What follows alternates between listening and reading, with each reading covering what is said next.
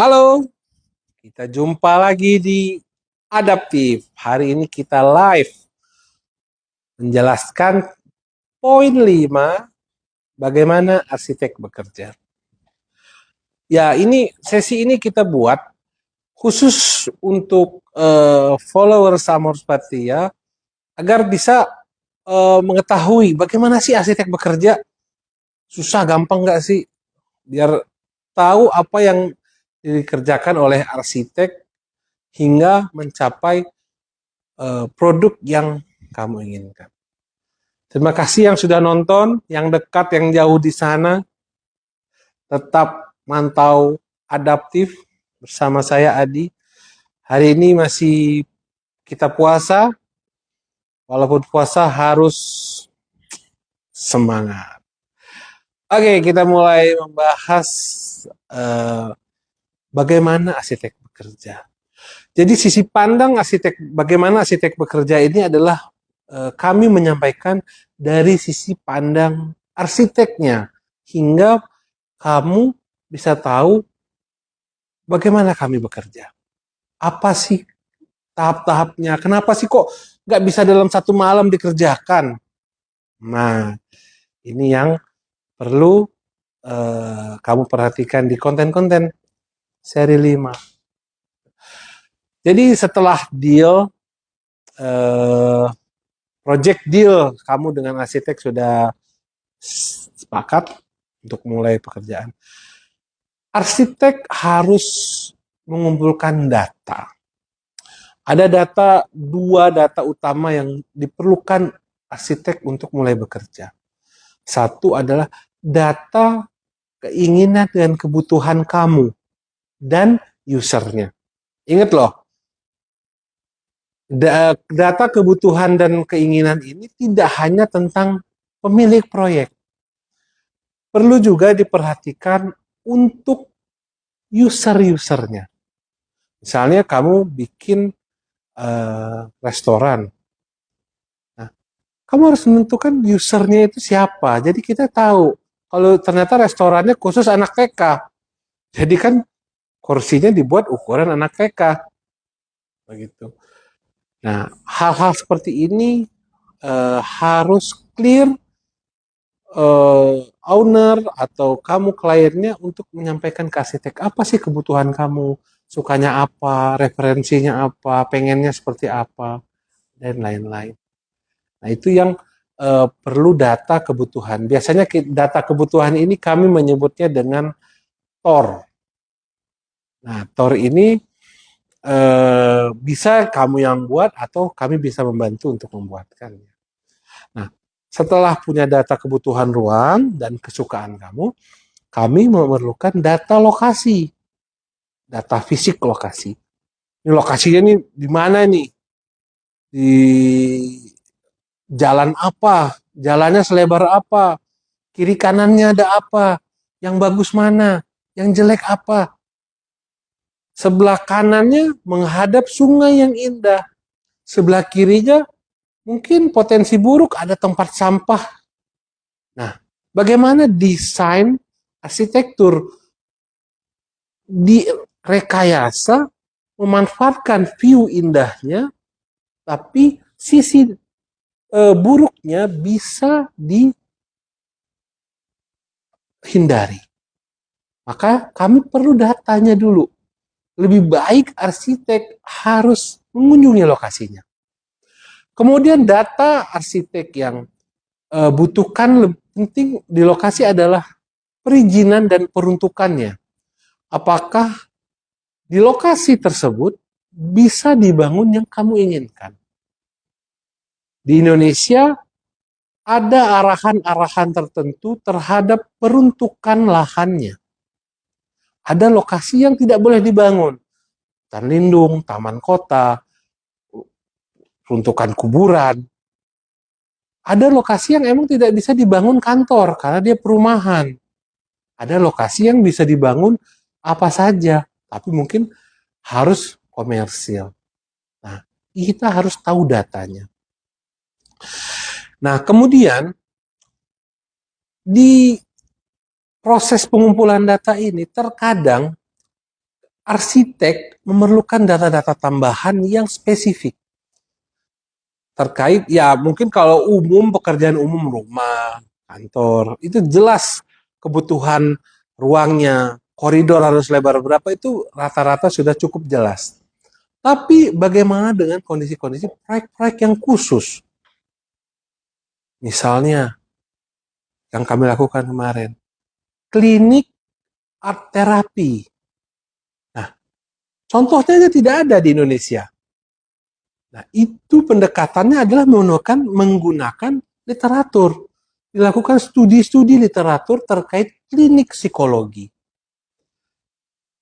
Bisa juga melakukan kunjungan, ekskursi, ataupun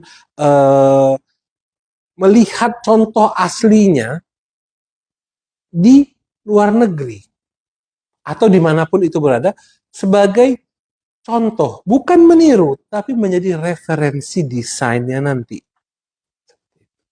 Nah, makanya sering terjadi arsitek dibawa kliennya untuk mengunjungi lokasi-lokasi yang kliennya mau. Terkadang kliennya hanya menunjukkan suatu suasana atau nuansa yang dia inginkan ada di proyeknya nanti.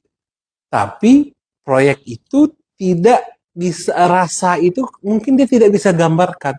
Jadi dia ajak arsiteknya untuk merasakan suasana dan nuansanya tadi.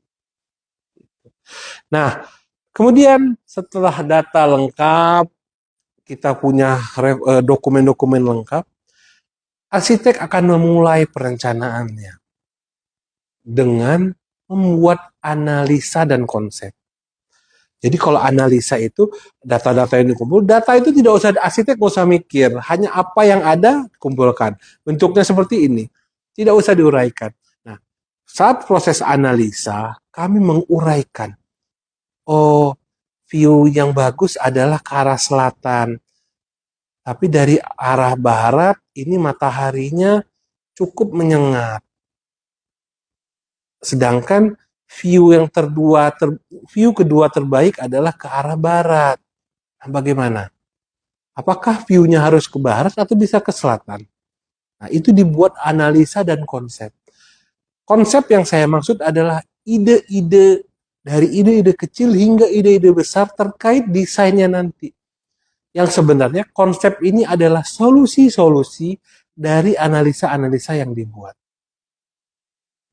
Digabungkan konsepnya menjadi sebuah ide desain. Begitu. Nah, setelah metode ini dilakukan, mulai perencanaan. Nah, di sini ada mulai terjadi perbedaan antara beberapa arsitek. Ada dua gaya besar. Ada arsitek yang merencanakannya dimulai dari denah. Biasanya metode ini disebut dengan form follow function. Bentuk mengikuti fungsi. Jadi biasanya denah bangunannya itu dibuat di awal sesuai kebutuhannya, baru bentuknya mengikuti dengan fungsinya. Atau ada juga arsitek yang lain yang metode desainnya dengan function follow form. Biasanya dia membuat gubahan-gubahan massa dulu. Hingga setelah gubahan massa jadi, dia baru slice menjadi denah. Tentunya pekerjaan ini tidak satu-satu saja, tapi pekerjaan ini sebenarnya simultan. Walaupun dia bentuknya dulu, desainnya dulu, tetap sudah mikirin, oh clue denahnya akan seperti apa. Beda arsitek, beda cara, kamu cek aja. Bagaimana arsitek kamu bekerja, apakah dia nunjukin denahnya dulu atau menunjukkan gubahan massa atau tampakan bangunannya dulu. Karakter itu beda-beda tiap arsitek. Nah, metode ini saya sampaikan supaya jangan kaget kalau ketemu arsitek yang satu dan lainnya mungkin beda cara penanganannya. Nah, setelah kita melakukan data, semua analisa konsep punya, proses desain dilanjutkan ke pematangan desainnya, membuat denahnya, membuat tampaknya, direkayasa, dicoba. ditarik, dienakin, digeser sana, geser sini, gagal, ganti alternatif lain. Itu yang terjadi di belakang studio yang tidak kamu tahu. Makanya proses desain bukan seperti proses membuat ayam goreng, emak-emak goreng jadi. Nggak bisa. Ada proses analisa, ada proses konsep yang harus dilalui. Ada yang bisa melakukan cepat, tapi tidak semua orang bisa lakukan cepat. Di sini adalah proses juga melibatkan faktor teknis, karena memastikan bangunan ini juga strukturnya memungkinkan apa tidak untuk dibangun, dan faktor estetisnya. Bagaimana keindahannya dipastikan.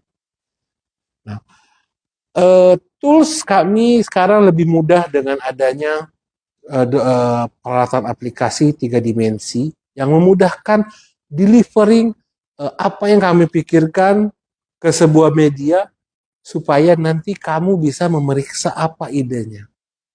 Nah, itulah pekerjaan arsitek pada tahap sampai membuat desainnya. Jadi membuat desain itu sebelum ketemu kamu itu bukan berarti arsitek itu tidak membuat alternatif. Sebenarnya sebelum ketemu kliennya untuk menyodorkan desain, asistensi desain, dia sudah membuat banyak alternatif, mungkin lebih dari 5, tapi dia akan buat suatu rekayasa mana yang terbaik. Ada juga arsitek yang menyampaikan, langsung dia sampaikan alternatif-alternatif desain di awal. Biasanya karena dia merasa tidak yakin dengan apa yang kliennya inginkan. Maka dari itu dia mencoba membuat beberapa alternatif. Begitu.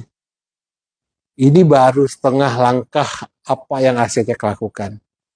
Tidak seperti yang kamu pikirkan, seperti membuat ayam goreng. Tidak loh.